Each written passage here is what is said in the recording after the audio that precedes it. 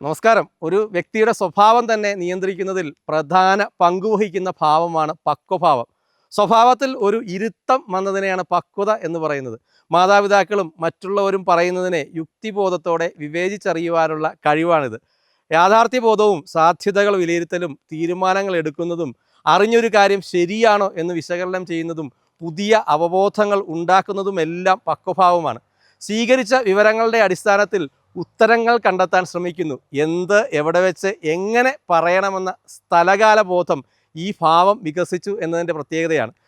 പഴയ കാര്യങ്ങളെക്കുറിച്ച് ചിന്തിച്ച് സങ്കടപ്പെടാതെയും വരാനിരിക്കുന്നതിനെ ഓർത്ത് ആശങ്കപ്പെടാതെയും ലിവ് ഇൻ ദ പ്രസൻറ്റ് അഥവാ വർത്തമാനകാലത്തിൽ ജീവിക്കാൻ കഴിയണമെങ്കിലും ഈ ഭാവം വികസിക്കണം. നമ്മുടെ കഴിവുകളെയും കുറവുകളെയും കുറിച്ചുള്ള ഒരു ബോധവും പക്വഭാവം വികസിച്ചു എന്നതിൻ്റെ പ്രത്യേകതയാണ്. സ്വഭാവത്തിൽ നിയന്ത്രണം കൊണ്ടുവരാൻ സാധിക്കുന്നതും പക്വതയുടെ ലക്ഷണമാണ്.